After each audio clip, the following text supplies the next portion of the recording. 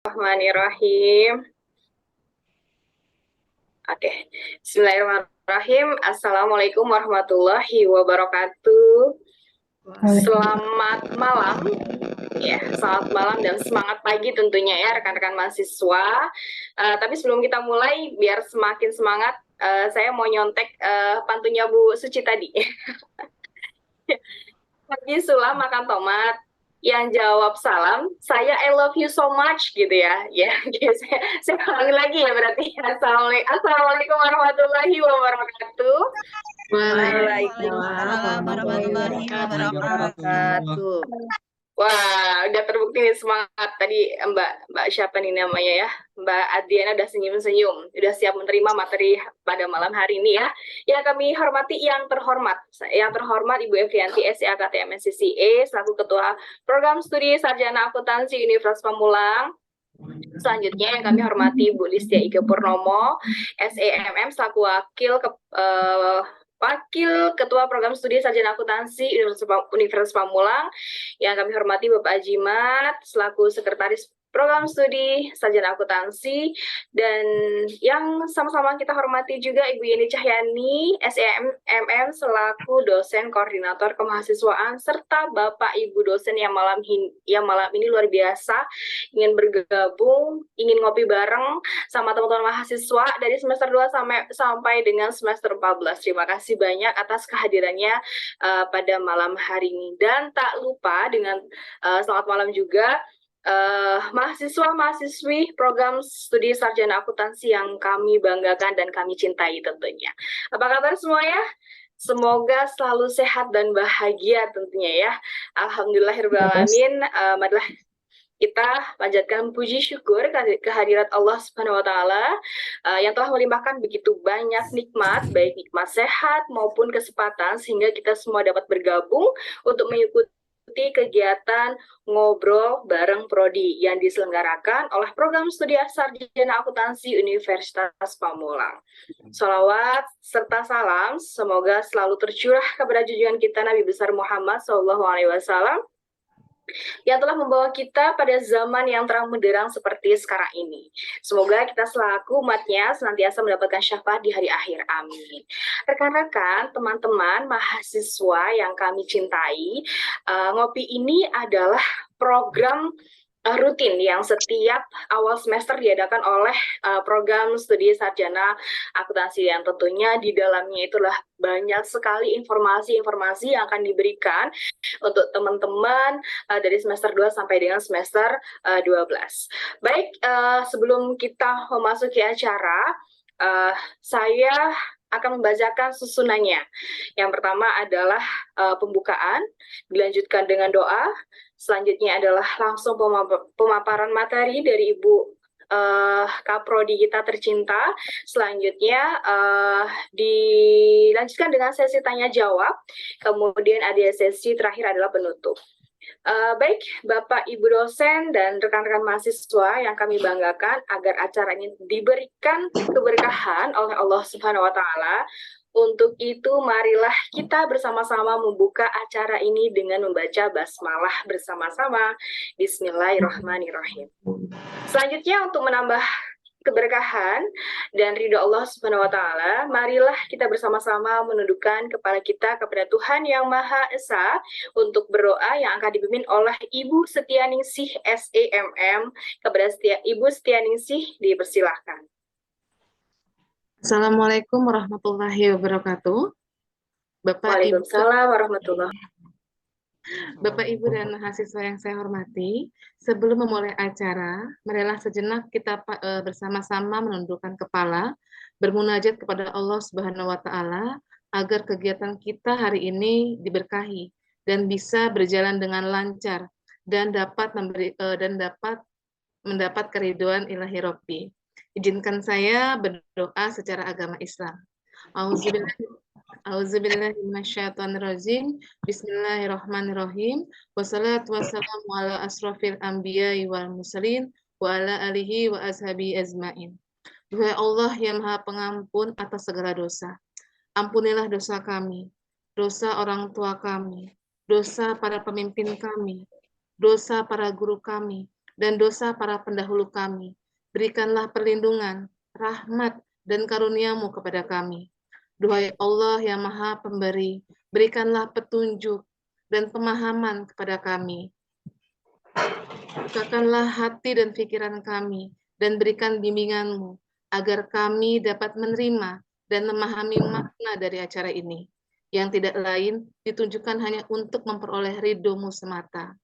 Duhai Allah yang Maha Berkehendak, jadikan hati kami hati yang ikhlas dan lapang dalam melakukan kebaikan, dalam menerima pembelajaran, dalam menyerap ilmu dan pengetahuan, serta berikan kemudahan kepada kami agar dapat mengamalkan dengan baik sesuai tuntunan-Mu ya Rob.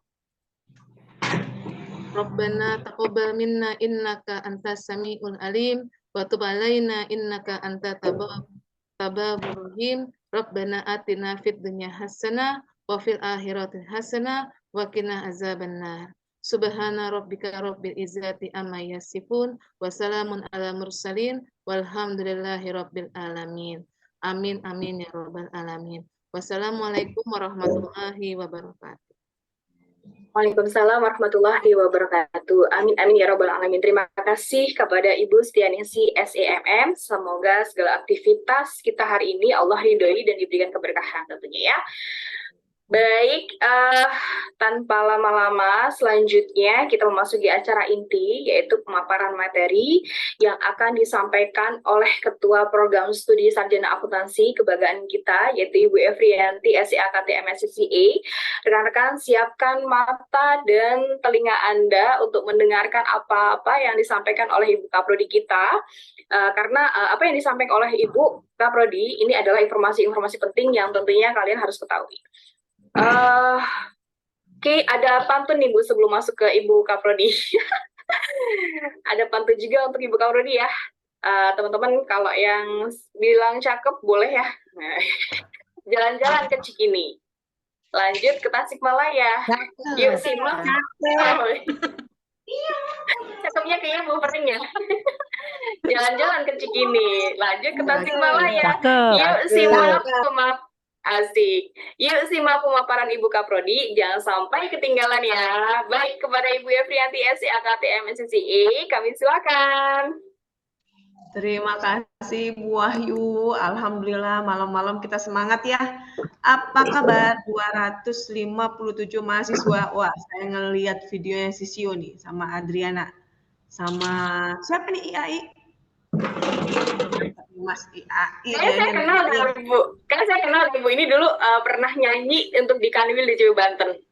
Oh, ya sih. Iya. Yang lain nggak ada on camnya gitu, biar kita lepas kangen di apa namanya di tempat makan nggak apa-apa, saya nggak minta kok. Atau di tempat yang lainnya, nah gitu dong, Mas Tony, Mbak Elia, selamat malam semuanya. Baik, Bismillahirrahmanirrahim. Assalamualaikum warahmatullahi wabarakatuh. Alhamdulillahirrahmanirrahim. Wassalamualaikum Alhamdulillahirrahmanirrahim. Hari ini, malam ini, tanggal 1 September 2023, kembali kita selenggarakan kegiatan acara ngopi, ngobrol bareng Prodi. Tadi Bu Wahyu sudah menginformasikan, saya sapa terlebih dahulu. Yang saya hormati, Ibu Wakaprodi, Ibu Listia Ika Purnomo, dan sepertinya Pak Sekprodi saat sekarang masih penugasan di luar, jadi belum bisa bergabung dengan kita semua. Dan yang saya hormati Ibu Koordinator Kemahasiswaan, Ibu Yeni Cahyani, beserta tim kemahasiswaan yang kece-kece. Dan saya banggakan rekan-rekan mahasiswa sekalian. Alhamdulillah, terima kasih atas kehadirannya. Saya mau kilas balik terlebih dahulu kenapa kita adakan acara ngopi. Ngopi ini sebenarnya ajang komunikasi dua arah antara prodi dengan mahasiswa, karena pada saat tersebut kita kena pandemi, di mana saat semuanya tiba-tiba nggak boleh bertemu, nggak boleh berhadapan muka, nggak bisa ke kampus. Jadi gimana perkuliahan mau dimulai, sedangkan deal dengan kementerian bahwa perkuliahan tetap harus diselenggarakan dan dijalankan. Oleh karena itu, informasi dan komunikasi selain aktif melalui WhatsApp group ketua kelas, kita adakan acara ngobrol bareng prodi. Dan ternyata hal ini memberikan banyak hal-hal positif dari rekan-rekan mahasiswa, bahwa banyak hal yang ternyata tidak kalian pahami. Padahal sudah kita informasikan sejak kalian profesa.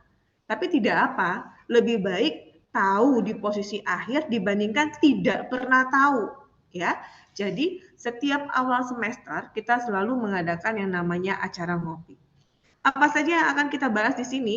Saya izin share screen ya, Bu. Bisakah? Bu Okta bisa bantu Bu Evri dijadikan co-host? Ya. Sebentar ya, Bu. Kelihatankah? Sudah, Bu. Ya, kelihatan Ibu. Kelihatan ya, siap. Baik, sekarang kita akan membahas mengenai ngopi atau ngobrol bareng prodi. Pertama, saya ingin menginformasikan terlebih dahulu mengenai visi program studi akuntansi. Ini merupakan informasi standar yang harus diketahui setiap ada pertemuan. Maka jangan sampai nanti pada posisi akreditasi, kok Ibu ngomongin akreditasi? Iya, sekarang TS-1. Artinya, kita sedang mempersiapkan data akreditasi. Ingat, akreditasi bukan dibutuhkan oleh program studi saja, tapi akreditasi juga dibutuhkan. Paling membutuhkan itu adalah alumni dan mahasiswa. Karena tidak akan ada hasilnya, tidak akan menjadi bermanfaat transkrip dan ijazah apabila pada waktu kalian melamar pekerjaan ataupun mau menyetarakan jabatan, dibutuhkan akreditasi dan kita tidak terakreditasi. Beberapa BUMN, BUMD, dan pemerintah itu membutuhkan akreditasi minimal B. Oleh karenanya, kita memiliki visi, yaitu menjadi program studi sarjana akuntansi yang unggul dalam menghasilkan lulusan yang kompeten dan memiliki jiwa wirausaha yang adaptif terhadap perkembangan teknologi, berlandaskan nilai humanis dan religius. Rekan-rekan, salah satu syarat dalam akreditasi adalah mengkomunikasikan dan menginformasikan visi program studi akuntansi kepada seluruh mahasiswa disertai dengan bukti-bukti telah dilakukan sosialisasi. Clear ya? Lanjut kita ke agenda berikutnya. Ini ada 4 agenda utama. Kita akan berbicara mengenai hal-hal umum, kita akan berbicara mengenai kurikulum, kemudian kita akan berbicara mengenai kegiatan belajar mengajar. Saya informasikan dulu selain pandang mengenai program studi akuntansi. Berdasarkan pertemuan dengan pihak Surabaya di bawah arahan dari Ikatan Akuntansi Indonesia, bertepatan di Unair, kita sudah mengklirkan bahwa penamaan untuk program studi akuntansi di strata 1 menjadi PSSA atau program studi sarjana akuntansi. Perlu kalian ketahui, tahun ini atau semester ini kita menerima adik-adik kelas kalian sebanyak 1.845 mahasiswa. Kemarin sudah PKKMB yang pertama, kemudian besok akan PKKMB yang kedua. Student body kita sendiri ada 8.570 yang menempuh pendidikan di sini akan dikawal oleh 275 orang dosen, di backup dengan 7 orang tenaga pendidik. Ini kalau tak kenal katanya maka tak sayang. Saya nggak sendirian, saya dibantu oleh Bu Listia Ike Purnomo sebagai Wakaprodi dan Pak Ajimat sebagai Sekprodi. Yang sering punya masalah biasanya akan sering ke program studi. Jadi pasti sudah biasa dan sudah kenal, sudah tahu. Tapi kalau yang nggak bermasalah, seyogyanya juga harus paham mengenai struktural kita. Tadi sudah diinformasikan saya nggak sendirian, saya dibantu oleh 21 dosen dan kemudian dibantu oleh staf tendik kita. Rekan-rekan, ini beberapa dosen yang bergabung di kita yang akan membackup mengenai kegiatan-kegiatan di program studi. Namun saat sekarang konsentrasikan dengan dosen kemahasiswaan. Tadi ada koordinator kemahasiswaan kita Ibu Yeni Cahyani, ada pembina Hima Ibu Okta, kemudian ada MC kita Ketua Tech Center Ibu Wahyu Nurul. Di bawah Ibu Wahyu Nurul, Tech Center sudah 2 kali menjadi Tech Center terbaik sebanten. Kemudian ada Direktur Galeri Investasi Ibu Rosita Wulandari. Sejak berdirinya Galeri Investasi sampai dengan saat ini selalu menjadi galeri investasi teraktif di Banten. Kemudian ada juga Ibu Suciati Muanifah, Koordinator Humanis dan Religius. Kemudian ada Bu Vina, Koordinator Prestasi dan Beasiswa. Nah, rekan-rekan ingat, harus setoran prestasi ini dengan Bu Vina. Kemudian yang paling ditakuti Ibu Heni Rahayu, yaitu koordinator dari Satgas Etik. Kalau udah masuk ke dalam area Satgas Etik, kalian selamat atau drop out. Nah, itu Pak polisinya, mohon maaf, Ibu polisinya itu adalah Bu Heni. Berikutnya yang baca doa tadi, ini adalah koordinator alumni dan tracer study, Ibu Setia Ningsi. Dan kemudian ada koordinator ECS, Environmental Community Service, yaitu Ibu Afridayani. Kita bahas sekarang layanan akademis. Pertama, pahami, tidak semuanya administrasi diselenggarakan secara offline. Ada beberapa surat menyurat untuk mengefektifkan dan mengefisienkan serta meningkatkan kualitas pelayanan, maka ada beberapa surat menyurat yang sifatnya adalah standar, ini kita minta atau kita arahkan melalui mekanisme online. Mengapa? Ini adalah cara-caranya, silakan di-capture ataupun silakan bagaimana nanti saya juga akan share mengenai file ini. Tapi kalian harus paham, jadi kalau misalkan mau melakukan pergantian judul penelitian, pergantian dosen pembimbing, atau minta transkrip nilai sementara, atau kemudian minta lembar persetujuan UAPS, itu semua dilakukan secara online. Ya. Lantas ngapain Bu kalau offline? Offline untuk kasus-kasus yang relatif sulit. Apa saja itu? Pengecekan status mahasiswa.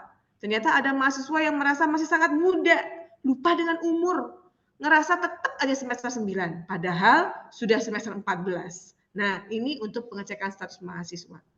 Revisi mata kuliah, penghapusan nilai double, pengajuan cuti atau pindah reguler, registrasi semester 9 ke atas, koordinasi status dropout, dan konsultasi. Jadi pelayanan akademik offline di kampus hanya diselenggarakan untuk mekanisme-mekanisme yang memang membutuhkan penanganan cepat. Paham ya? Kemudian, pelayanan akademik offline untuk cuti ini hanya bisa dilakukan untuk mahasiswa semester 3 ke atas. Untuk mahasiswa semester 1 dan 2 itu belum bisa. Saat sekarang mungkin ada mahasiswa semester 2.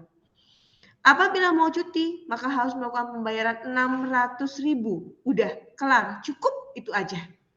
Maksimal pengajuan cuti 2 kali dan tidak dilakukan secara berturut-turut. Pengajuan perubahan reguler. Anda boleh melakukan pengajuan perubahan A ke B atau sebaliknya. AB ke CK atau sebaliknya. Itu semua bisa dilakukan dan ditandatangani oleh Wakaprodi atau Sekprodi. Nggak harus menunggu saya. Ya, kapan menunggu saya? Apabila Anda mau melakukan pengajuan ABCK ke CS. Nah, itu memang harus menunggu tanda tangan dari Kaprodi. Mengapa? Karena CS itu full, penuh. Itu banget sesaknya. Oleh karena itu ada beberapa hal yang harus diperhatikan sebelum melakukan penandatanganan ACC pindah ke CS. Pertama, sudah bekerja. Ada buktinya. Kedua, apabila ada mahasiswa CS yang berpindah ke A, B, atau CK. Ketiga, apabila ada mahasiswa CS yang kena drop out karena nilai ataupun pembayaran. Keempat, apabila ada mahasiswa CS yang mengajukan cuti. Apabila ada salah satu dari 4 hal ini, maka bisa pindah ke CS. Tapi kalau misalkan tidak ada 3 hal yang terakhir, maka tidak diperkenankan untuk bisa pindah ke CS. Sekarang kita berbicara mengenai kebijakan akademis. Ya, seperti standar ya, masa tempuh kita 8 semester atau 4 tahun. Maka 1 tahun akademik itu 2 semester. Bu, kalau ini saya sudah tahu. Iya benar, tapi ada beberapa mahasiswa yang nggak tahu. Kadang-kadang nanya, Bu, kapan kita masuknya, Bu? Ingat, semester gasal itu dimulai dari Agustus akhir atau September sampai dengan Januari. Semester genap dari Februari sampai dengan Juli. Efektif perkuliahan ini adalah di sini, belum ada. Baik, berikutnya lagi. Registrasi dilakukan di awal perkuliahan, apabila tidak registrasi maka akan dicutikan. Apa itu dicutikan? Kalian tidak bisa ikut perkuliahan, tapi pembayaran tetap harus dilunasin. Dan nilai IPK kalian akan ditambah pembaginya sebesar kurikulum kalian. Kalau mahasiswa KKNI akan dibagi plus 19. Tapi kalau KKNI MBKM akan dibagi plus 20. Ya. Lanjut, waktu dan lokasi perkuliahan semua sesuai dengan tertera yang di My Unpam. Maka ada pembedaan sedikit saudara-saudara dan rekan-rekan sekalian. Kalau kalian datang nanti, gedungnya udah mulai cakep. Kenapa? Karena saat sekarang sudah mulai direnovasi. Tapi saat sekarang yang direnovasi baru lantai 2, lantai 3, lantai 4, lantai 5. Lantai 6-nya nggak keuber karena kita punya 6 lantai dan gedungnya ada gedung A, gedung B, dan gedung E. Jadi saat sekarang yang diperbaiki adalah lantai 2 sampai dengan lantai 5. Kemudian karena mahasiswa sudah semakin banyak, maka diambil kesepakatan dengan pihak rektorat bahwa untuk mahasiswa semester 5 dan semester 7, baik itu reguler A, B, ataupun CS, berlokasi kegiatan belajar mengajarnya di kampus Victor. Saya ulang, mahasiswa semester 5 dan semester 7, baik reguler A, B, atau CS, maka lokasi kegiatan belajar mengajarnya di gedung Victor. Oke, disesuaikan dengan kode yang ada di dalam My Unpam. Ingat, perkuliahan perdana wajib hadir. Kenapa? Karena di dalamnya ada kontrak perkuliahan, informasi resmi dari dosennya, apa yang harus dilakukan, tugasnya bakalan apa, materinya bakalan bagaimana, kalau krit harus memenuhi berapa krit, dan semacamnya dan semacamnya. Kemudian menetapkan mengenai perangkat kelas, tolong ketua kelas segera menghubungi Bu Listia untuk dimasukkan dalam WhatsApp grup ketua kelas. Karena informasi-informasi terupdate akan kami berikan pada ketua kelas dengan harapan ketua kelasnya akan menginformasikan kepada rekan-rekannya. Maka teman-teman, adik-adik sekalian, kalau misalkan ketua kelasnya adalah orang yang pendiam banget, yang harus diinjak dulu atau harus dijitak dulu baru ngomong, lebih baik ganti ketua kelasnya. Ya, cari ketua kelasnya yang mampu menginformasikan segala macam bentuk hal yang diperoleh kepada yang lain. Saya infokan kurikulum sekarang. Kita punya 2 kurikulum berjalan. Untuk semester 1 sampai dengan 3, kurikulum yang kita gunakan adalah kurikulum KKNI MBKM. Sebanyak 144 SKS dengan 54 mata kuliah dengan 4 peminatan. Pajak, audit, keuangan, dan akuntansi manajemen. Tapi untuk mahasiswa semester 4 sampai dengan 8 terdiri dari 145 SKS dengan 54 mata kuliah, peminatannya ada 5, yaitu pajak. Ibu Kaprodi, Ya, hadir. mohon izin. Ya, mohon izin Ibu, slide-nya ternyata tidak pindah ya Bu ya. Oh gitu, sekarang berpindah kah? Sama Bu. Ibu mohon izin bolehkah di slideshow? Saya tadi slideshow. Karena saya slideshow, maka dari itu mungkin tidak ini. Iya, tidak nampak Bu. Tidak pindah maksudnya. Oke, kita coba lagi. Coba kalau tidak di slideshow. Ini enggak di slideshow. Kelihatan kah? Masih loading sih di saya. Yang lain bagaimana? Belum kelihatan. Belum, iya, ada. ternyata belum ya. Masih loading ya. Ibu, mungkin saya kasih aja saya kirim ke bagian kemahasiswaan yang host untuk apa namanya pegang. Boleh ya? Ibu boleh. Ibu Okta bisa dibantu? Iya, baik Bu. Sebentar, saya serahkan terlebih dahulu. Kok dari tadi nggak ngomong semuanya, diam-diam baik. Ngopi. Oh ya, ntar ya.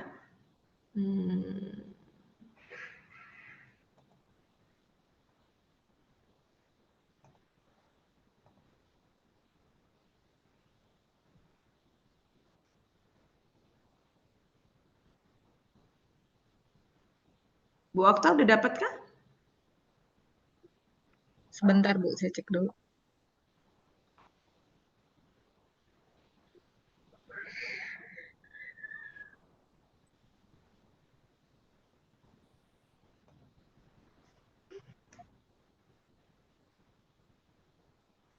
Saya ngasihnya di WhatsApp grup kemahasiswaan, Bu Iya, Okta, belum izin. masuk Bu.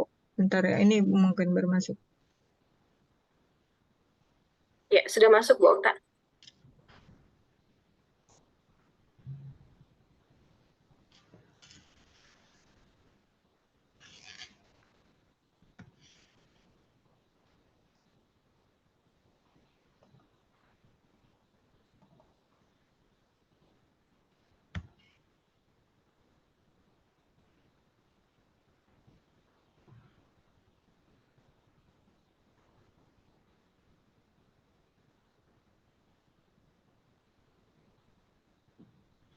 Udah Bu? Kita masuknya ke slide 24.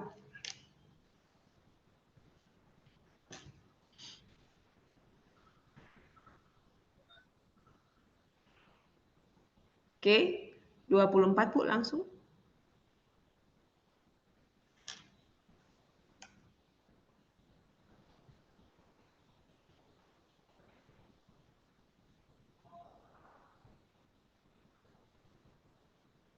Ya.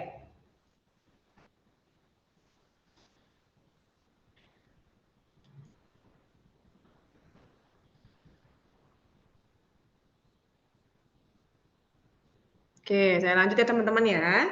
Sekarang kita berbicara mengenai mekanisme KBM.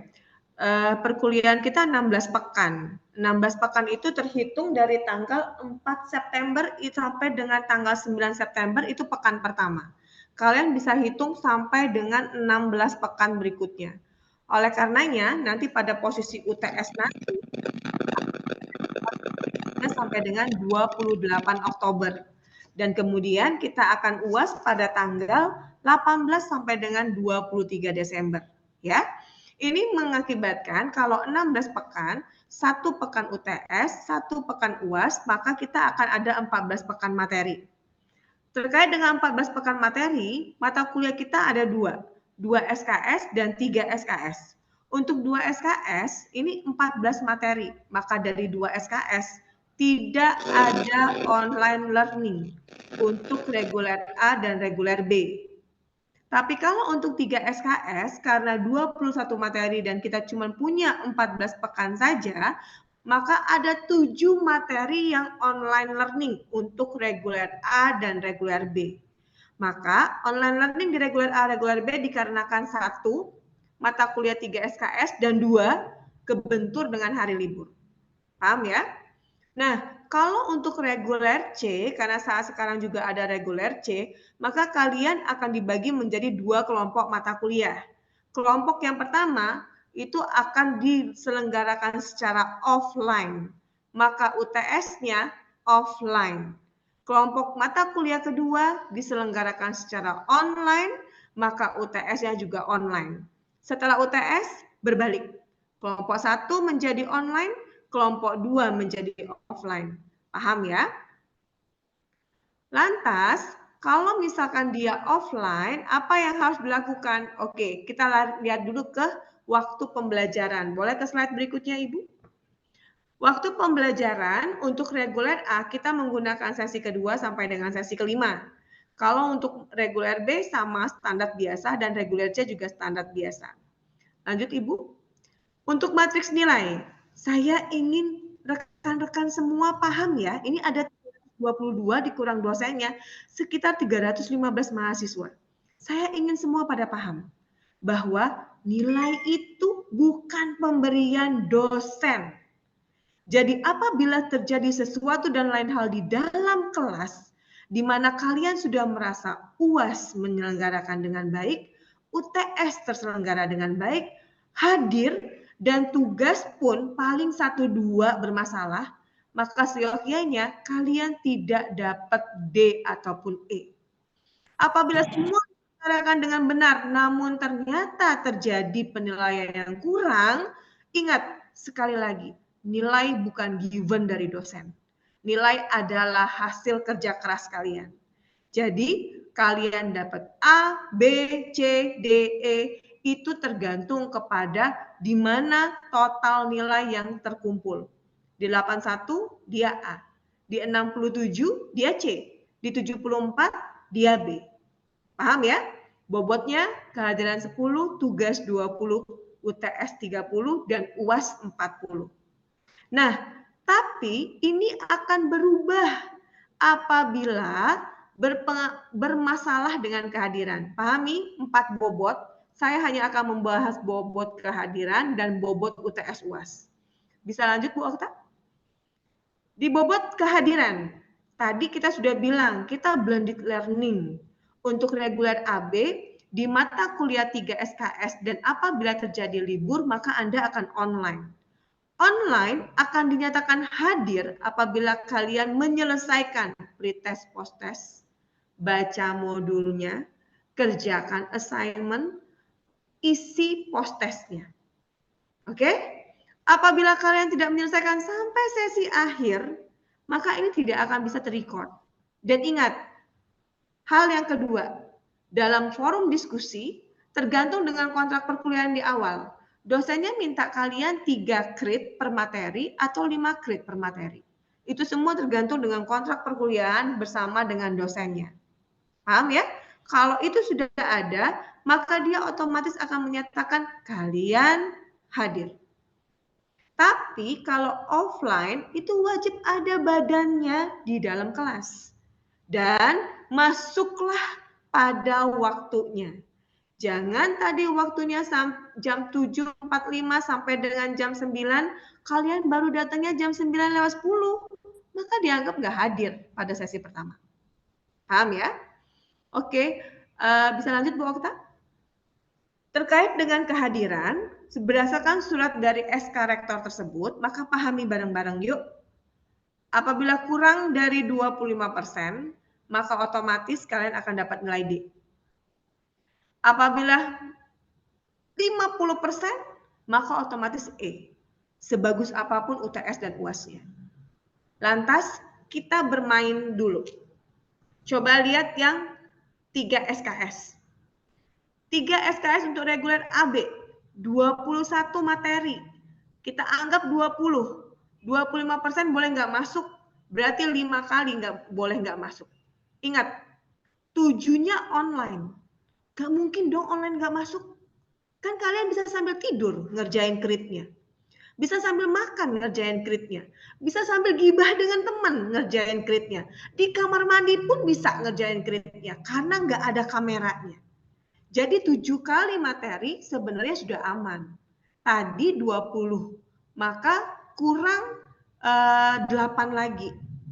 14 pekan, hanya 8 dibutuhkan. Berarti sebenarnya selama 6 pekan materi kalian bisa kok apabila ternyata ada kegiatan di tempat kerja atau tiba-tiba anaknya sakit atau harus izin nikah atau harus izin melahirkan, bisa.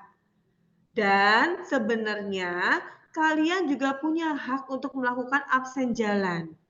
Misalkan, Bu, saya udah 5 kali nggak masuk nih, Bu. Qadarullah ternyata saya harus nemenin orang tua saya, Bu. Ini first major. Lantas apa yang harus dilakukan? Absen jalan aja. Gimana caranya? Reguler A boleh absen jalan di reguler A. Reguler A boleh absen jalan di reguler B. Begitu juga sebaliknya. Misalkan, saya mata kuliah akuntansi keuangan 1, hari Selasa, nggak bisa datang. Maka saya bisa kok menggantinya dengan yang malamnya. Atau saya bisa menggantinya dengan hari Rabu atau hari Jumat, asalkan mata kuliahnya sama. Dosanya nggak sama, Bu. Bisakah? Bisa, boleh. Nggak ada masalah sama sekali. Ya, gimana caranya, Bu? Print. Kalau perlu di print, print absen jalannya. Tapi kalau enggak, sebenarnya bisa kepada dosennya untuk melakukan klik di abdi bahwa kalian akan melakukan absen jalan. Ya, Bu, saya reguler C, bisa nggak absen jalan? Bisa. CK absen jalan ke CS, CS absen jalan ke CK. Ya. Tapi ingat, absen jalan dilakukan pada minggu itu saja. Jadi nggak boleh di minggu berikutnya. Kenapa nggak boleh? Karena materinya sudah berbeda. Tujuan absen jalan itu adalah supaya kalian nggak ketinggalan materi. Ya, lanjut Bu, bisa ke berikutnya. Berikutnya adalah ujian, baik UTS ataupun UAS. Ingat, UTS pertemuan ke-8. Kalau pertemuan ke-8, syaratnya apa? Pakai alma mater. Bu, panas. Nah, lihat. Kalau lantai 3, lantai 4, lantai 5, udah kinclong, udah cakep. Kalau di Victor, malah biasanya mencari jaket alma mater. Ya, pakai jaket alma mater. Tapi yang paling utama adalah bayaran. Jangan lupa kalau mau ujian tengah semester, bayar UTS-nya dan selesaikan sampai dengan angsuran 3. Kalau UAS bagaimana? Bayar UAS-nya dan selesaikan angsuran sampai dengan angsuran 6. Ya, mekanismenya bagaimana? Kalau misalkan reguler A ataupun reguler B offline. Tapi kalau reguler C menyesuaikan. Kelompok 1 UTS-nya offline. Kelompok 2 UAS-nya yang offline. Ya. Lanjut Bu. Sekarang jadwal kuliah reguler A dan reguler B. Nanti akan segera kami share dengan menggunakan kalender akademik prodi, tapi nanti akan kami berikan juga sesuai dengan kalender dari SK Rektor. Ini adalah jadwal kuliah reguler AB.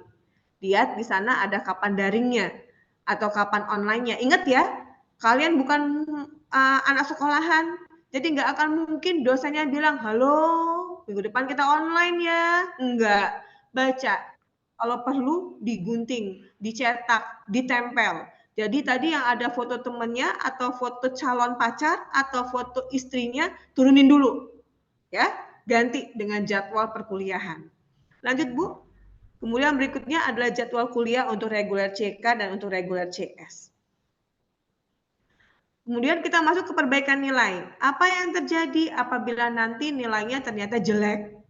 Ingat, kalian nggak boleh ngumpulin nilai D ataupun ngumpulin nilai E. Bu, nama saya Efrianti, awalannya E. Saya senang dengan nilai E, saya mau ngumpulin nilai E. Nggak boleh. Nggak boleh lulus. Nilai kalau mau lulus itu harus nggak boleh ada nilai E dan nilai D-nya cuma boleh 1 aja. Bu, kalau nilai saya C semua, ya terserah aja. Mau semua mata kuliah C juga nggak ada masalah. Tapi ingat, kalau semua nilainya C, transkrip nilainya kecil. Lantas apa yang kalian jual sama pihak ketiga? Karena syarat pertama itu adalah memenuhi persyaratan administrasi. Untuk BUMN, BUMD, dan ASN itu minimal 3,2. Jadi jangan kurang dari 3,2. Nah, untuk perbaikan nilai sendiri kita punya 4. Kalau misalkan kalian nggak bisa ikut UTS, bisa UTS susulan. Kapan daftarnya? Masa-masa UTS. Paham ya? Kemudian yang kedua, kalau misalkan kalian UTS-nya jelek atau belum sempat UAS atau nilai UAS-nya jelek, bisa melakukan perbaikan nilai. Kapan daftarnya? Masa-masa UAS. Jadi kalau untuk perbaikan nilai ada 3 hal. Pertama, mau merevisi UTS atau mau UAS susulan karena nggak sempat UAS atau mau revisi UAS. Oke ya? Dan ingat satu hal yang harus dipahami bareng-bareng. Ujian susulan dan perbaikan nilai bukan diselenggarakan oleh dosen. Semua yang diselenggarakan oleh dosen itu ilegal. Karena semua diselenggarakan secara terpusat. Soalnya disiapkan oleh prodi sesuai dengan materi. Penilaian diberikan oleh dosen, tapi semuanya serba diketahui. Jadi, apa Mbak Risna? Jadi, penyelenggaraan perbaikan nilai itu terpusat. Lanjut, perbaikan nilai yang ketiga bisa dilakukan pada saat semester antara. Apa itu? Peralihan dari semester genap ke semester ganjil. Boleh slide-nya diteruskan, Ibu? Itu posisinya ke semester antara dan ke revisi. Ya, terima kasih, Ibu. Ingat ya, semester antara itu bukan mengambil mata kuliah baru, tapi dia melakukan revisi mata kuliah. Dan patut dipahami. Misalkan, sekarang kalian semester 6. Sudah 3 kali ada semester antara. Kalian ikut semester antara, karena semester antara itu adalah di posisi semester genap keganjil. Artinya, dalam feeder dikti, semester kalian itu bukan semester 6, tapi semester 8. Pahami ya? Karena kalian punya kuota 14 semester.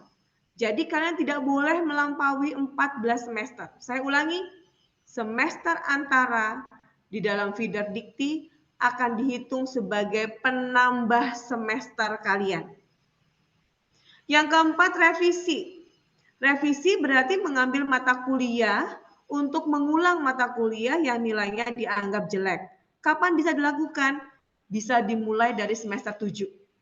Semester 7 bisa 1 mata kuliah atau 2 mata kuliah 2 SKS. Sisanya adalah diambil di semester 8. Yang penting adalah tidak diperkenankan melebihi 21 SKS dalam setiap semester.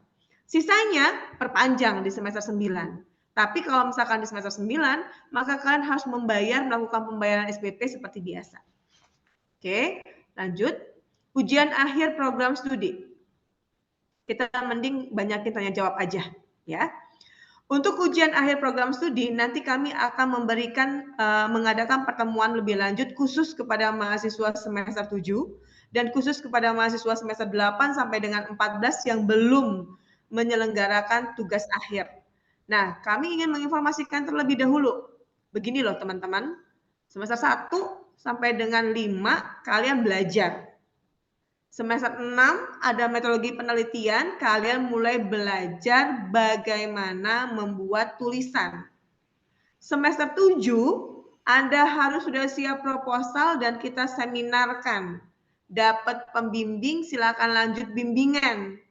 Semester 8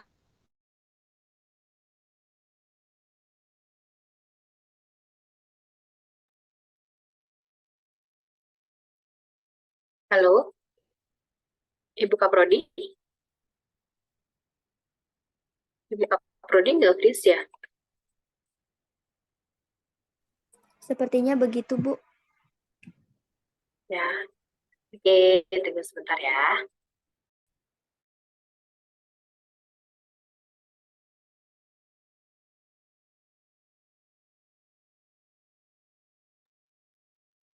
Bentar ya, Bu. Sedang di itu connecting-nya.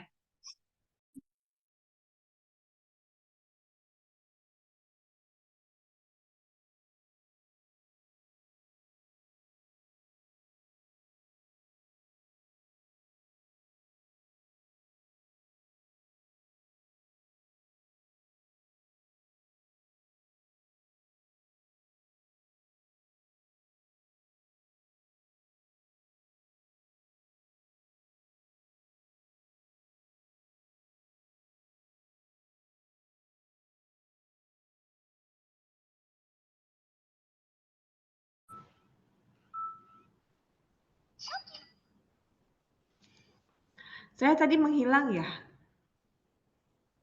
Iya, Bu. Oh, Menghilang lalu muncul lagi. Siap, Bu. jadi sekarang sudah ya. Ya, saya Sudah, mohon Bu, maaf aman, ya. Bu, aman. Ya, inilah asiknya kalau online ya. Oke, padahal lagi menggebu-gebunya, Masya Allah, Alhamdulillah. Oke, kita lanjut ya. Jadi semester 1 sampai dengan 5, kalian selesaikan mata kuliah. Ambil dulu segala macam ilmunya. Jadi kemudian akan terpeta di dalam kepala kalian apa-apa yang harus kalian lakukan. Sehingga nanti kalian bisa memutuskan menggunakan jalur apa, tapi kami akan membekali kalian dengan bagaimana menulis karya ilmiah yang baik di semester 6. Selesai di semester 6, wajib mini riset. Hasil dari mini riset bisa diproposalkan. Jadi begitu Anda masuk di semester 7, langsung proposal, seminar proposal. Dan selesai seminar proposal, langsung dapat pembimbingnya. Karena pembimbing seminar proposal itulah yang akan menjadi pembimbing skripsi kalian. Maka saya informasikan kemarin di bulan Juli sebanyak 876 mahasiswa kita sidangkan, 600-nya mahasiswa semester 8. Kenapa? Karena menggunakan pola seperti ini. Jadi rata-rata mereka sudah menyelesaikan proposalnya di semester 6 pada saat metodologi penelitian proposalnya di seminar proposalkan di semester 7, lanjut bimbingan, ternyata di semester 8 belum ujian akhir semester pun mereka udah selesai skripsinya. Jadi mereka tinggal menunggu UAS aja, baru kemudian lanjut masuk sidang. Ya, lanjut Bu. Slide yang ke-37. Ujian akhir program studi ini ada 3 jalur ya rekan-rekan, dan jalurnya semuanya legal, yaitu 1 jalur skripsi, 2 jalur komple, dan 3 jalur karya tulis. Jalur karya tulis memang kita padatkan, memang kita perketat persyaratannya. Apabila kalian belum pernah menerima hibah dalam bentuk apapun, maka kita tidak bisa mengakses kalian untuk melalui jalur karya tulis. Atau apabila ternyata kalian sudah memiliki produk dalam sekian tahun dan memang sudah memiliki omset jelas dan semacamnya, maka bisa menggunakan jalur karya tulis. Jalur yang kedua, kekuatan kognitif. Kalian yang memiliki kemampuan memahami akuntansi, maka silakan ikut ujian tertulis terlebih dahulu 6 mata kuliah.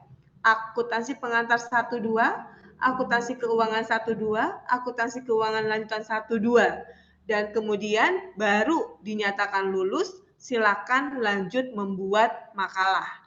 Tapi yang pertama, yang paling sering diambil itu adalah jalur skripsi.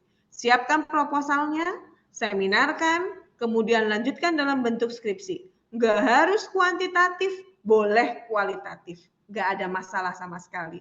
Nanti kami akan mengundang mahasiswa semester 7 khususnya untuk penyelesaian metodologi penelitian sampai dengan selesai, dan mengundang mahasiswa semester 6 tersendiri untuk menekankan bahwa kalian diwajibkan menyelesaikan mini riset.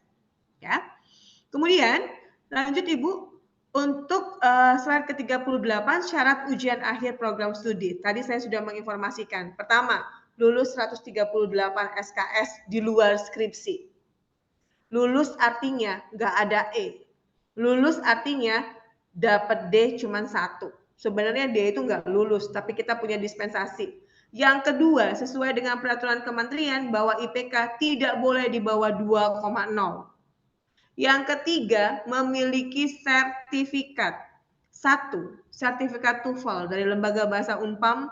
2. Sertifikat uji kompetensi dari Lembaga Sertifikasi Profesi Universitas Pamulang. Dan yang ketiga, 5 sertifikat kegiatan ilmiah yang diselenggarakan oleh Prodi Akuntansi. Paham ya? 5 kegiatan ilmiah yang diselenggarakan oleh Prodi Akuntansi. Tidak ada kalimat wajib internasional, tapi kita arahkan kalian minimal 1 kali ikut kegiatan internasional kita. Maka dalam waktu dekat kami informasikan di bulan Oktober nanti akan ada yang namanya webinar. Kemudian nanti di bulan Desember kerjasama dengan Profesi ADAI kita akan menyelenggarakan SINDA, Simposium Nasional Dosen Akuntansi Indonesia. Dan kemudian di bulan Maret kita akan menyelenggarakan International Conference. Jadi dalam 1 semester itu minimal 1 sampai dengan 2 kita menyelenggarakan kegiatan ilmiah. Artinya kalau kalian 8 semester itu bisa 16 sampai dengan 20 sertifikat. Tapi kita tidak minta semua. Kita cuma minta minimal 5. Artinya penuhilah 5 itu. Selebihnya tidak ada permasalahan sama sekali. Oke ya? Boleh lanjut Ibu? Mahasiswa semester 7, 8 sampai dengan 14, tolong dicatat.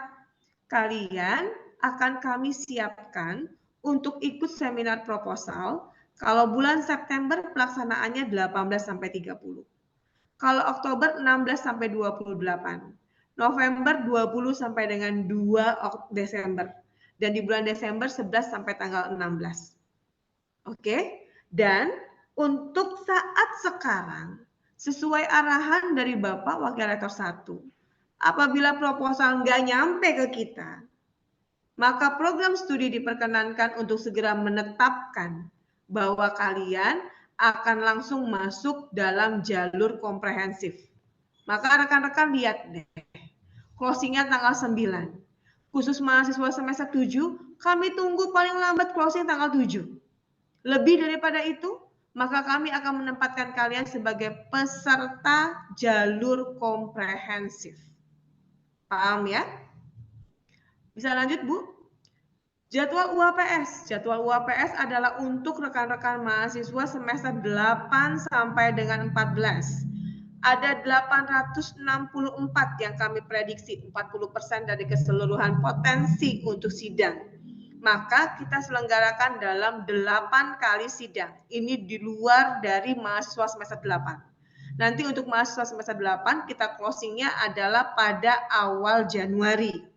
Ya, ini untuk mahasiswa non semester 8. Jadi jangan bilang, saya didesak, Bu, ayo Bu, segera tanda tangan Bu. Kenapa? Karena terakhir pendaftaran itu adalah tanggal 16 Bu.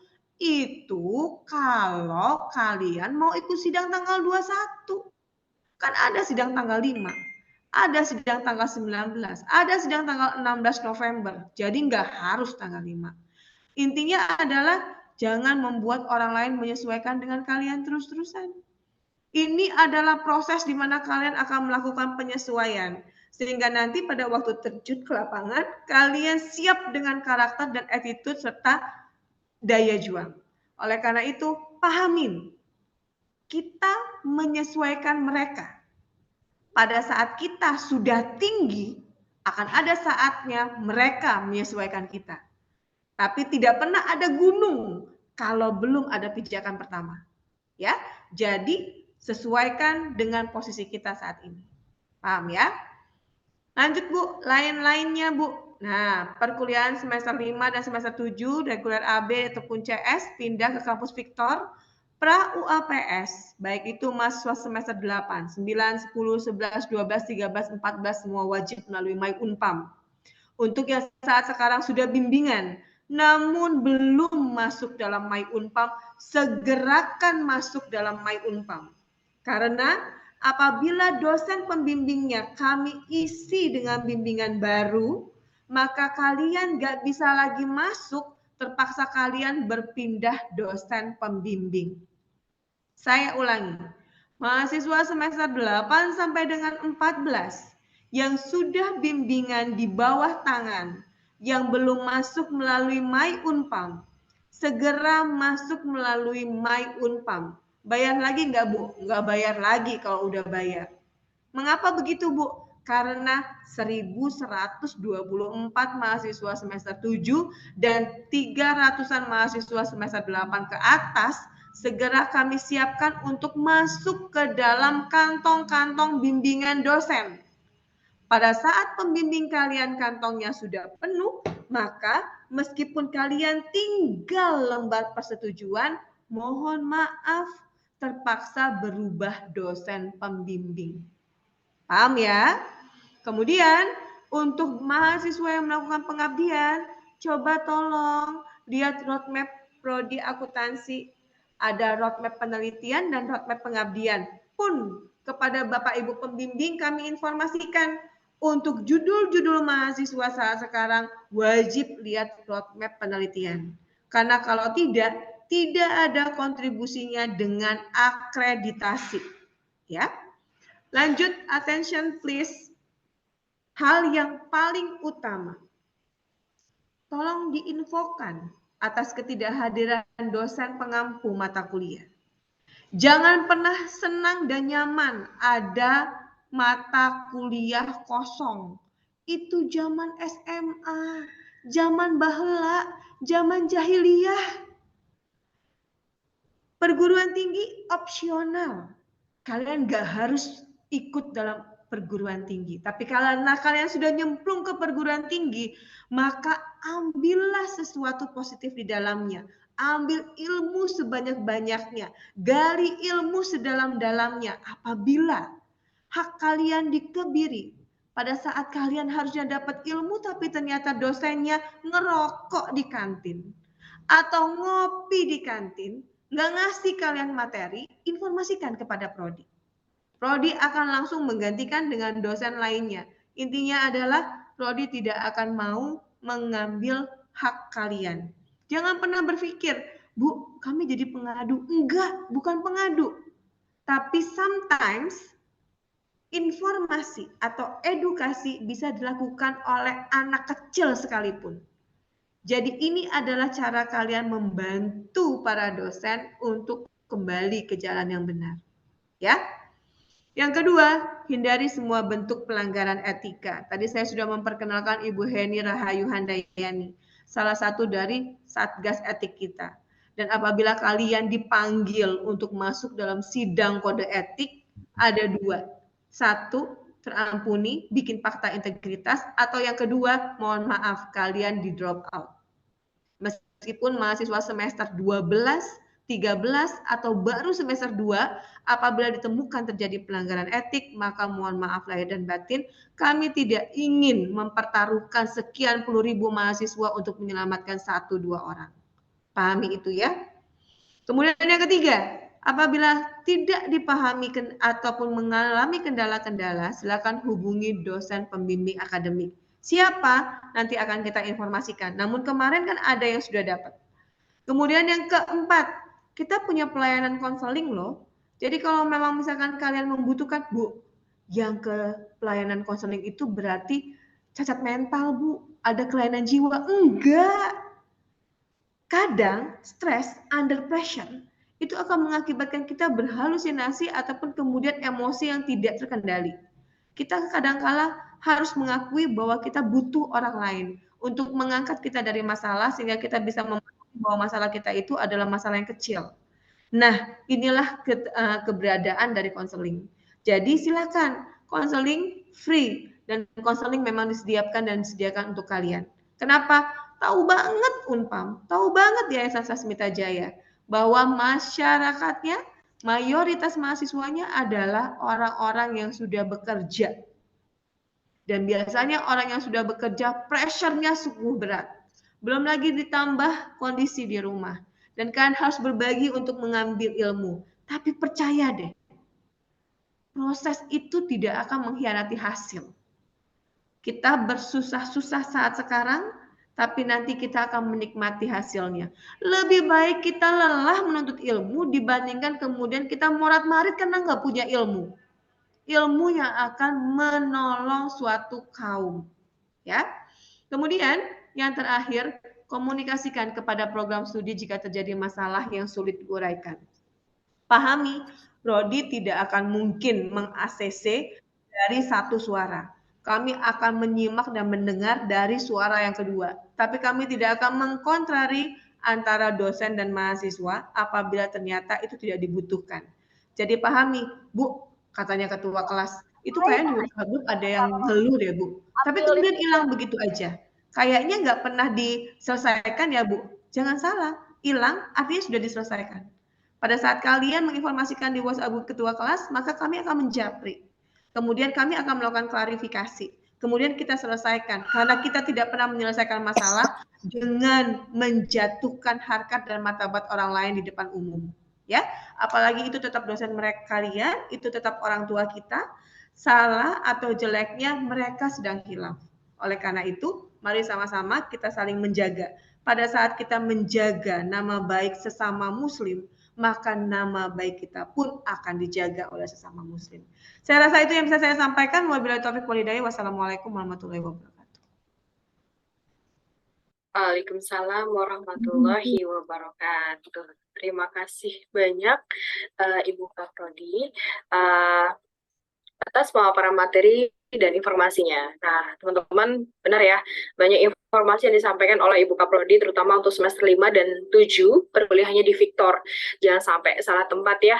Ingat, Victor adalah kampus megah kita, jangan sampai salah kelas, bahkan nggak ketemu kelasnya. Karena tadi ada yang curhat seperti itu, nggak nemu kelasnya, gitu ya. Baik, untuk selanjutnya adalah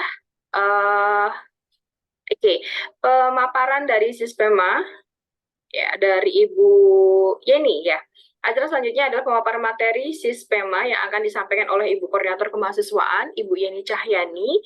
Rekan-rekan, ini sudah banyak banget yang bertanya, tolong tahan sebentar karena kurang lebih 5 menit akan disampaikan terkait dengan pemaparan materi Sispema ini, dan ini juga sangat penting. Kepada Ibu Yeni untuk dipersilakan. Terima kasih Bu Wahyu. Mohon izin Bu Evri, Bu Listi. Saya share screen sebentar ya. Ya, sudah terlihat Bu Wahyu, teman semua? Sudah, Ya, Bu. Bu. Sudah, Bu. Sudah ya. Sudah, Bu. Sudah, Bu. Ya, baik. Bismillahirrahmanirrahim. Assalamualaikum warahmatullahi wabarakatuh. Waalaikumsalam. Iya, mohon izin Bu Evri dan Bu Listia serta rekan-rekan semua. Alhamdulillah hari ini bertemu kembali dengan saya. Sebelumnya saya perkenalkan, saya dengan Ibu Yeni Cahyani. Hari ini akan menjelaskan sedikit tentang sisperma. Apa sih itu sisperma? Ini yang mungkin perlu kita ketahui ya teman-teman, untuk kita bisa mengetahui apa saja sih yang perlu kita ketahui dari rangkaian selama kita kuliah di Umpam, walaupun mungkin sekarang sudah ada yang semester 7, ada semester 8, atau semester 6. Baik, sisperma ini adalah singkatan dari Sistem Pemeringkatan Mahasiswa. Artinya di sini kami sangat berharap sekali teman-teman semua memiliki prestasi yang tidak hanya disimpan sendiri, tapi bisa dilaporkan sebagai bentuk kontribusi kita untuk memajukan prodi kita khususnya ya. Kenapa? Karena semua prestasi tersebut, baik yang bentuknya akademik atau non-akademik, perlu kita sampaikan, perlu kita laporkan dalam rangka untuk kita bantu data. Gitu. Jadi kita bisa tahu nih, sekian banyak mahasiswa kita, itu berapa orang sih yang sudah mengukir prestasinya dengan baik. Baik. Di mana kita bisa mengakses sisperma ini, yaitu pertama kita masuk ke dalam login dengan menggunakan login mahasiswanya, menggunakan My Unpam, masukkan username dan password seperti kita masuk dalam apa namanya link pada My Unpam sebagaimana biasanya. Kemudian di situ masuk ke dalam login, setelah itu nanti kita akan ketemu. Nah, bagaimana dengan timeline-nya? Kalau tadi itu adalah akses untuk memasukkan prestasi kita di dalam sebuah sistem, sekarang adalah mengenai waktunya. Waktunya adalah yang tercatat di tahun 2023 ini, itu per 1 Januari sampai dengan 31 Desember. Bu, saya kemarin lombanya misalnya Desember, ya berarti nggak masuk ya. Jadi ini masih ada waktu teman-teman, walaupun sudah lewat apa namanya waktunya, secara lomba masih ada kesempatan bagi teman-teman yang mungkin saat ini sedang mencari lomba, ingin ikut meng-up diri kita untuk bisa tumbuh dan berkembang, atau bagi teman-teman yang kemarin dari 1 Januari sampai dengan di bulan Agustus kemarin sudah pernah ikut lomba tapi mungkin lupa untuk melaporkan atau belum paham kalau ternyata prestasi tersebut bisa kita laporkan ke prodi kita. Selanjutnya, bagaimana nih cara kita untuk mengajukan prestasi? Di sini terlampirkan beberapa hal penting yang perlu kita pahami. Artinya, sebelum kita mengajukan prestasi, harap siapkan beberapa file pendukung ya untuk selanjutnya diupload setelah mengajukan prestasi tersebut. Maka untuk melihat file apa aja sih yang harus disiapkan, bisa kita lihat dalam file dashboard-nya, di halaman dashboard-nya. Itu terkait tentang file-filenya. Kemudian, di sini ada file jenis prestasi. Jadi, ternyata prestasi yang bisa kita laporkan atau kita daftarkan, itu nggak mesti harus akademik saja. Ternyata ada akademik dan non-akademik. Nah, kalau akademik, ini harus sesuai dengan program studinya. Misalnya nih, kalau di sini kan diceritakannya kalau ilmu hukum, ya berarti mengikuti misalnya juara 1 lomba debat konstitusi. Kalau akuntansi bagaimana? Misalnya juara 1 atau juara 2 lomba debat ekonomi misalnya, yang masih memang atau akuntansi atau cerdas cermat atau kompetisi pajak gitu. Jadi betul-betul masih linear dengan program studinya. Lalu bagaimana dengan non akademik? Kalau non akademik di sini adalah prestasi yang diraih mahasiswa itu di luar bidang keahlian program studinya. Contohnya, kalau di sini katakan kalau misalnya Prodi Sastra Indonesia juara pencaksilat misalnya, itu teman-teman juara 1 paduan suara atau menyanyi lagu secara single, nah itu seperti itu. Lalu bagaimana dengan kategori lombanya? Bisa individu, dalam hal ini diikuti oleh seorang diri mewakili prodinya atau fakultas atau universitasnya, atau bisa dengan bentuk kelompok gitu ya. Jadi sekelompok mahasiswa artinya lebih dari 1 orang yang mewakili prodinya atau fakultas ataupun universitasnya. Nah, ini terkait hal penting yang perlu teman-teman ketahui terkait tentang prestasi apa saja yang harus kita lakukan. Nah, bagaimana pengajuannya? Maka pada saat kita sudah masuk tadi ke dalam link MyUmpam kita, maka kita pilih nih tingkat prestasinya. Ya, jadi kita lihat apakah cakupannya internasional, kabupaten, nasional ataupun regional. Jadi kita isikan terkait tentang tingkat prestasinya. Kemudian jenis juaranya bagaimana gitu ya. Jadi kalau misalnya juara 1, 2, 3, di sini kita lihat apakah ada sebagai partisipasi, apakah sebagai penyelenggara, apakah sebagai apresiasi. Nah, ini yang perlu diperhatikan. Kemudian di sini juga terlampir terkait tentang PT yang mengikuti perlombaan. Jadi kita perlu pada saat kita mengikuti lomba, kita mungkin pada saat acara itu dimulai atau perlombaan itu dimulai, biasanya suka ada informasi dari penyelenggara, bahwasannya berapa jumlah PT yang mengikuti. Apakah kurang dari 5, apakah lebih dari 5, gitu nggak? Karena kalau bentuknya nasional, biasanya itu minimal itu 4 dari berbagai provinsi yang ada. Belum lagi terhitung dari provinsi penyelenggara. Jadi kalau misalnya si penyelenggara itu mengklaim itu nasional, pasti biasanya di atas 5. Beda kalau bentuknya adalah kawasan atau wilayah region. Nanti tinggal kita pilih jenis prestasinya apa, non akademik. Nah, kapan tanggal awal lomba? Misalnya jumlah provinsinya 3-4, kapan tanggal awal lomba, kemudian jenis lombanya apa, dan terakhir adalah tanggal akhir lomba. Nah, bagi teman-teman yang kemarin sudah berlalu lombanya tapi belum terlaporkan, coba mungkin bisa dicek di flyer, biasanya suka tertulis ya kapan lomba itu dimulai, kemudian kapan tanggal akhirnya. Bagi teman-teman yang memang sudah ikut berbagai perlombaan dan mendapatkan juara di sana tapi belum terlaporkan.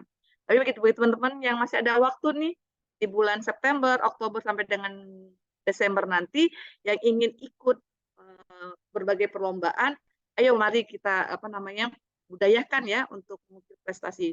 Jika teman-teman tertarik bisa nanti menghubungi Bu Vina. Tadi kan di situ disampaikan beliau sebagai koordinator untuk berbagai prestasi dan juga beasiswa. Nah, kemudian nama lombanya, kemudian baru kategorinya. Kemudian nama lomba itu kalau dalam bahasa asing apa namanya. Jadi beberapa hal poin yang harus kita input pada saat kita menginput ke dalam prestasi. Berikutnya adalah pengajuan prestasi dosen yang membimbing. Artinya saat kita ikut lomba itu pasti ada pembimbing karena kapasitasnya adalah kita memiliki pendamping ya di sini. Nanti tinggal dipilih saja di sini dosen pembimbing.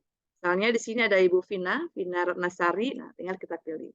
Kenapa harus ada pembimbing? Nah, inilah keunikan kalau lomba itu ya dalam bentuk prestasi dalam sebuah kampus ya. Jadi ke sekolah atau kampus pasti asumsinya itu ada pendamping atau pembimbing. Bu, tapi kami nggak ada selama ini sendirian. Ya, artinya tetap dalam rangka diketahui oleh pihak kampus dan pihak prodi itu sendiri. Kemudian berikutnya bagaimana dengan pengajuan upload berkasnya ya. Di sini sampaikan beberapa pengajuan prestasi serta upload berkas pendukungnya. Di sini tinggal kita pilih upload berkas pendukung. Nah, ini ada bukti sertifikatnya. Saat ini kan sertifikatnya baik itu yang bentuknya e-sertifikat ataupun yang sudah di print hard itu mungkin bisa langsung dipoto dalam bentuk PDF bisa, JPEG juga atau PNG ataupun gambar yang lain. Kemudian masukkan laman URL-nya. Kemudian di sini foto upacaranya serta surat tugas atau surat izin kepada mahasiswa. Biasanya nanti ini terkait dengan surat tugas akan dibantu oleh pihak kampus ya, dalam hal ini pihak prodi. Kemudian baru kita klik di sini adalah upload. Jadi ini merupakan syarat pendukung dalam rangka untuk memperjelas bahwa kita memang mengikuti ajang perlombaan tersebut. Nah, nanti setelah diupload, maka nanti kita di sini ajuan prestasi, kemudian akan ternotif statusnya valid kalau memang sudah sesuai dengan ketentuan yang tadi sudah disampaikan. Nah, terkait dengan surat tugas, bagaimana nih caranya nih Bu supaya kami bisa mendapatkan surat tugas? Yaitu surat tugas kegiatan lomba itu sebagai berikut. Yang pertama, diajukan sebelum melaksanakan kegiatan maksimal 1 minggu sebelumnya ya. Melalui apa? Ini melalui link yang tertampil di sini yaitu https://bit.ly pengajuan SD kegiatan mahasiswa. Jadi jangan dadakan gitu. Jangan dadakan, misalnya besok mau lomba baru menginformasikan. Kemudian nomor 2, setelah pengajuan paling cepat 2 hari download surat tugas mahasiswa. Jadi tidak mesti harus datang ke kampus, kita bisa japri kepada koordinator bidang prestasi Bu Vina, atau nanti akan kami arahkan terkait tentang mengakses surat tugas ini. Seperti itu. Nah, itulah teman-teman terkait tentang Sisperma. Harapannya teman-teman semua, ayo kita sama-sama berkontribusi dalam prestasi, baik itu akademik ataupun non-akademik, karena siapa lagi yang akan mampu mewarnai, kemudian kontribusi dengan baik selain kita ya, karena baiknya suatu prodi bukan hanya dilihat prestasi dari dosennya saja, dari struktural prodi saja, tapi justru dari mahasiswanya. Itu saja yang bisa saya sampaikan teman-teman semua. Jika nanti ada hal yang mau ditanyakan, nanti dikasih tanggung jawab. Terima kasih. Assalamualaikum warahmatullahi wabarakatuh. Waalaikumsalam warahmatullahi wabarakatuh. Terima kasih Ibu Koordinator Kemahasiswaan, Ibu Yeni Cahyani, SCMM MAK. Selanjutnya untuk pemaparan materi tentang PKM. Nah, tadi terkait dengan PKM, tadi ada yang bertanya terkait dengan PKM, akan dibawakan oleh Ibu Juwitania, SPD MPD. Kepada Ibu Juwitania, disilakan. Ya, terima kasih Bu Wahyu Nurul. Ya, ini kejar-kejaran sama waktu ya kita ya, cuma 5 menit ya Bu. Ya, baik. Sepertinya sih saya ucapkan selamat malam yang terhormat Ibu Kaprodi, Ibu Efrianti, dan jajarannya, dan juga selamat malam Ibu-Ibu dari kemahasiswaan. Dan juga tidak lupa saya menyapa mahasiswa yang semangat banget nih, walaupun malam minggu ya, malam Sabtu gitu ya, malam Sabtu masih mau hadir dan masih stay, ada 300-an mahasiswa. Ya, tadi seperti yang Ibu Kaprodi sampaikan, kita itu ada Tridharma Perguruan Tinggi tidak hanya dalam bidang akademik, penelitian, tapi ada satu lagi, yaitu dalam bidang pengabdian dan penelitian tadi harus sesuai dengan roadmap. Nah, roadmap-nya itu seperti apa sih gitu ya? Baik, saya izin share screen.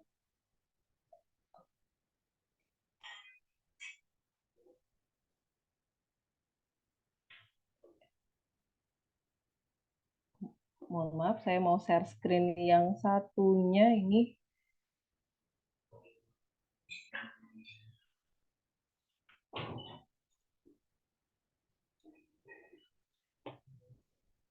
Nah, sudah terlihat?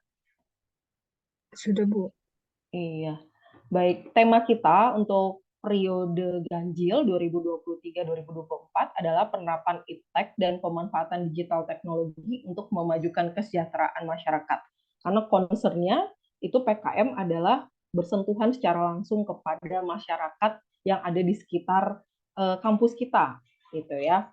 Kemudian ini ada timnya, berapa orang sih ya? Kayaknya udah sering banget nih ya, wajib mahasiswa aktif prodi, kemudian secara berkelompok, kemudian ada lagi harus ada dosen pembimbingnya atau pendampingnya, kemudian sasarannya kemana aja sih gitu ya, sasarannya ada yang bisa ke institusi, tentunya institusi yang tidak komersil gitu ya, masyarakat, sekolah, panti asuhan, kemudian Karang Taruna, ibu-ibu PKK, ataupun masyarakat yang tinggal RT RW di sekitaran kampus kita. Kemudian nih ada yang baru, mungkin kan ini udah sering ya kita sosialisasikan setiap semester, itu ada short video. Nah ini baru nih, baru semester ini. Jika sudah melakukan kegiatan PKM, jangan lupa pada saat kegiatan PKM-nya berlangsung, tuh membuatkan short video tentang bagaimana kita melakukan PKM-nya. Kan kalian sering banget ya mungkin bikin short video buat di IG ataupun di TikTok, kan anak milenial banget tuh ya.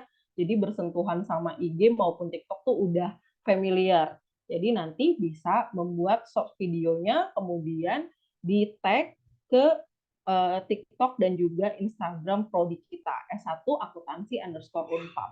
Nah, yang tidak kalah pentingnya, sesudah kita waktunya 2 menit melakukan lagi. kegiatan itu, kita ngapain lagi sih? Ya harus ada outputnya, karena output ini adalah output yang sangat berkontribusi penting juga untuk apa? Untuk kemajuan dari program studi kita. Karena kan tadi Bukaprodi di awal bilang ada akreditasi gitu ya. Ini sangat menyumbang, akreditasi itu disumbang paling besar itu dari kegiatan-kegiatan mahasiswa. Yaitu ada publikasi di berbagai macam media, kemudian buku ber-ISBN, kemudian ada proceeding dedikasi, dan juga ada jurnal. Jurnal PKM yang terakreditasi maupun yang tidak terakreditasi. Nah, tinggal 1 menit lagi mungkin ya. Ini saya stop dulu. Saya mau beralih ke ini karena nggak bisa slideshow, ke gambar yang selanjutnya, yaitu ajuannya harus dimasukkan di mana sih gitu ya. Ajuannya. Nah, nih ada pengajuan. Tanggal pengajuannya dimulai dari tanggal 5 September sampai 23 September. Kemudian info penerimaannya tanggal 29 September. Jadi mulai dari sekarang, ayo cepet-cepet cari kelompok dan juga dosen pendampingnya. Kemudian nanti pelaksanaannya 5 Oktober sampai 13 Desember, ada pelaporan penerbitan sertifikat. Nah, jadi yang paling penting yang harus diingat adalah tanggal pengajuannya, gitu ya. Tadi disesuaikan dengan tema. Jadi bisa dikonsultasikan dengan dosen pembimbing. Oke, segitu aja dari saya. Terima kasih atas waktu dan perhatiannya. Untuk link pengajuan saya akan share di chat box ya. Oke, terima kasih Bu Wahyu. Terima kasih Bu Tania, luar biasa. Kilat ya Bu ya. Teman-teman jangan khawatir, nanti kita segala informasi hari ini kita akan share di Telegram ya tentunya, dan grup ketua kelas akan tersampaikan semuanya. Baik, mengingat waktu, rekan-rekan semuanya yang sudah bertanya di kolom chat akan dibalas dengan Ibu Jenny Cahyani atau Bu Listia Ike. Kemudian saya kasih kesempatan 1 orang untuk bertanya secara langsung karena kita mengingat waktu ya. Nah, ini yang sudah raise hand ada Mbak Halisa Haikal Atira. 1 saja ya. Silakan Mbak Halisa. Tidak lebih 1 menit aja untuk bertanya.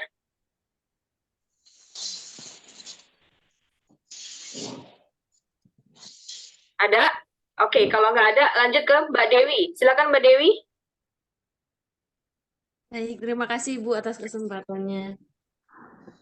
1 aja pertanyaan dan ya, langsung to the point ya Mbak Dewi. Oke, siap. Jadi pertanyaan saya posisi sekarang di semester 6. Bagaimanakah proses untuk melakukan pengajuan judul skripsi, dan roadmap-nya itu bisa di-download di mana, dan juga apakah semester 6 sudah boleh mengikuti tes uji kompetensi seperti yang disampaikan sama Bu Kaprodi tadi. Begitu pertanyaan saya. Oke, terima kasih Mbak Dewi. Silakan Ibu F. Bu Kaprodi. Saya jawab aja ya, terima kasih Mbak Dewi. Terkait dengan semester 6 mau melakukan pengajuan skripsi nggak bisa. Pengajuan skripsi itu baru di semester 7. Di semester 6 kalian akan kami satukan, kami panggil untuk memastikan bahwa kalian menyelenggarakan terlebih dahulu mini riset di mata kuliah metodologi penelitian, supaya kalian punya pengalaman penulisan.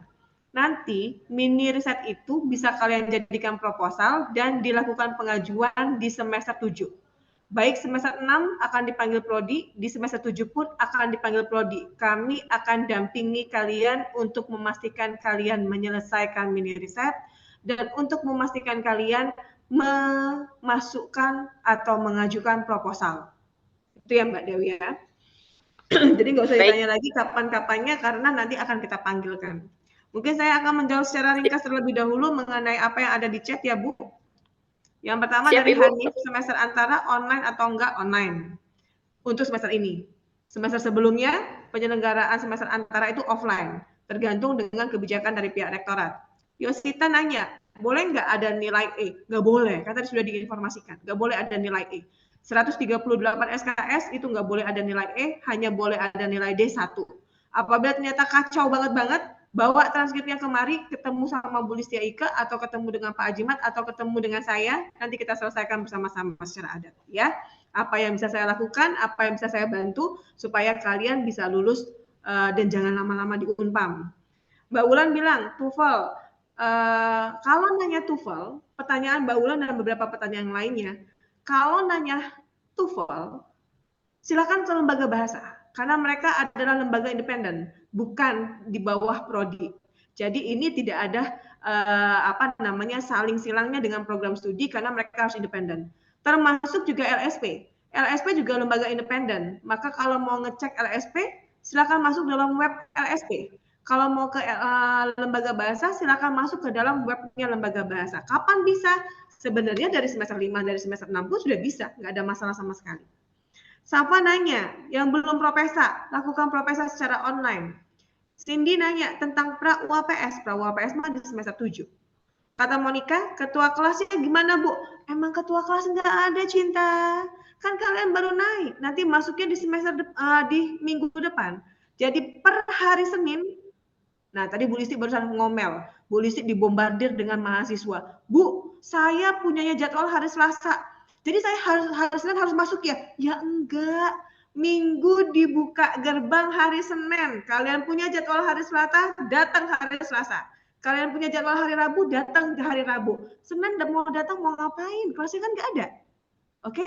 Datang sesuai dengan jadwal yang ada di My Unpam. Jadwal perdana, datang awal, ngariung bareng, tetapkan ketua kelas.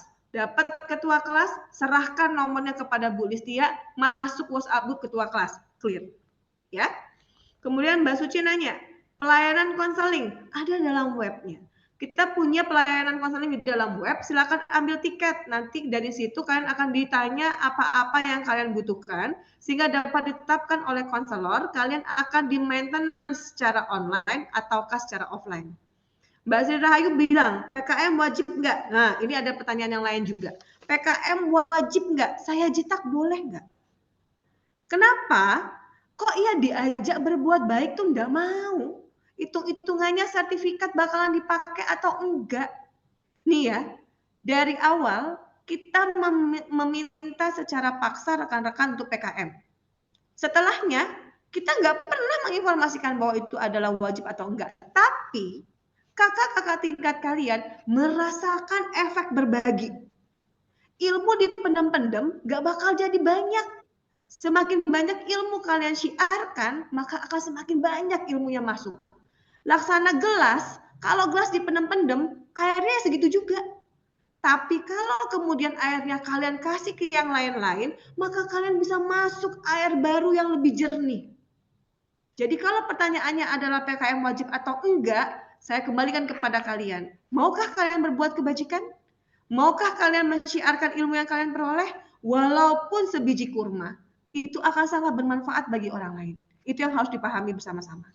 Ya. Kemudian Mas Rifkin nanya, jalur karya tulis. Kalau Anda masih semester 7, tunggu.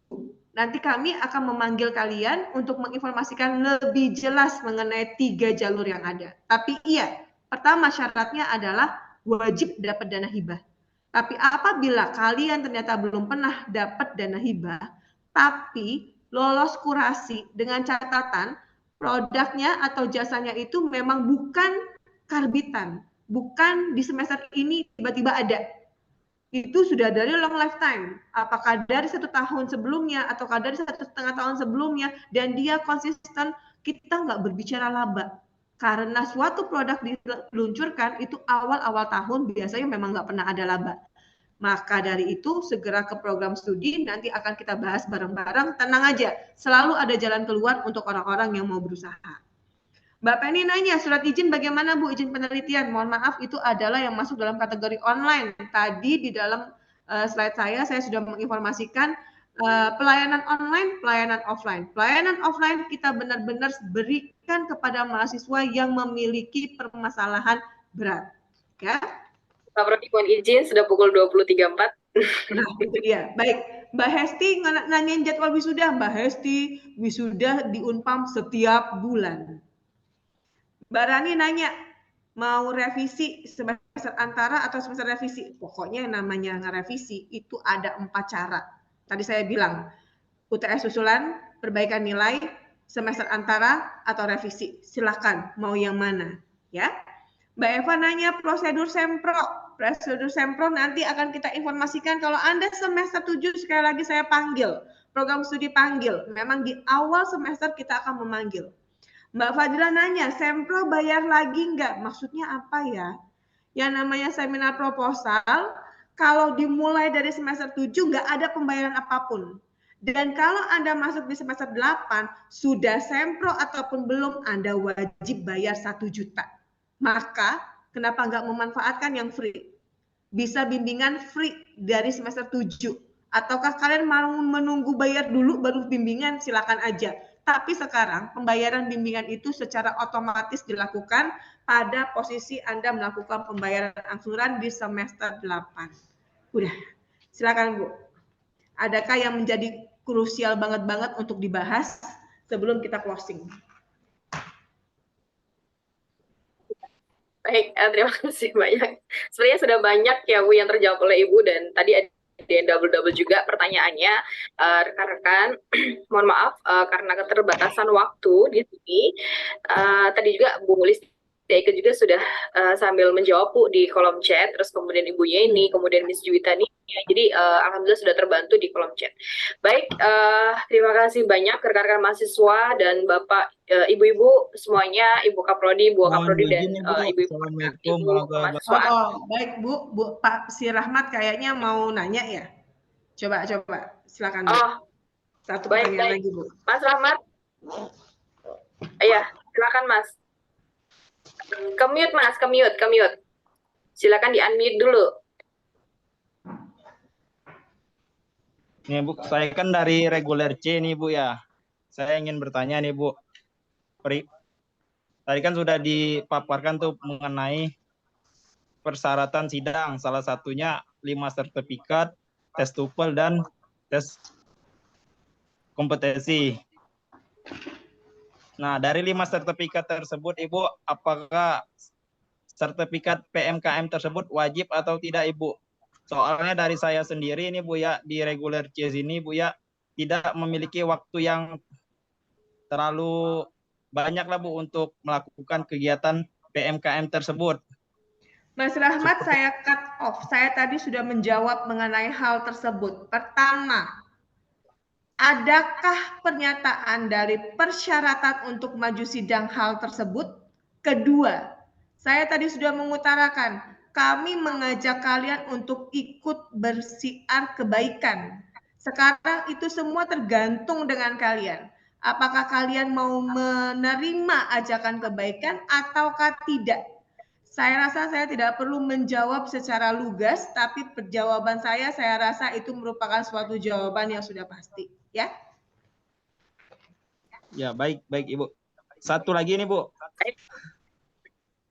Kan kemarin Bu, di semester kemarin tuh Bu, ada dosen yang memberikan informasi nih Bu, bahwa ada yang namanya sertifikat CIS Ibu. Itu bagaimana itu Bu? Apakah wajib? Boleh saya tahu siapa yang memberikan informasi mengenai sertifikat tersebut? Kemarin itu Bapak Saragi apa ya? Aduh, lupa tuh saya namanya. Rizal Saragi kalau nggak salah Ibu. Baik, saat sekarang saya akan menginformasikan kepada Mas Rahmat, temui Bapak Rizal Saragi dan pertanyakan. Ibu Evri mempertanyakan dari mana informasi terkait dengan hal tersebut. Ya? Ya, baik Bu. Terima kasih. Oke, cukup ya Mas Rahmat ya. Baik, terima kasih Ibu Kaprodi. Terima kasih kepada rekan-rekan atas kesempatan malam ini sudah pada hadir dan sudah sangat jelas yang diinformasikan oleh Ibu Kaprodi, Ibu Yeni Cahyani, dan Ibu Juwitania. Untuk saya undur diri, mohon izin undur diri, mohon maaf atas segala hilaf. Terima kasih banyak semuanya, sehat selalu, dan kita ketemu besok di minggu depan ya, di Senin ya, Senin perkuliahan. Kalau tadi pakai pantun, sekarang pantun tapi sedikit. Pulang dari Cikini bertabur cinta, S1 akuntansi tetap juara. Terima kasih. Wassalamualaikum warahmatullahi wabarakatuh. Terima kasih banyak Ibu. Terima kasih. Terima kasih semuanya, sampai ketemu hari Senin ya. Ya, terima kasih Bu Wahyu, Bu Juli. Terima kasih banyak Ibu. Terima kasih. Terima kasih banyak dan teman-teman. Assalamualaikum. Terima kasih Bu. Terima kasih Bu. Terima kasih Bu. Terima kasih Ya, Bu. Bu Okta boleh di stop recordingnya.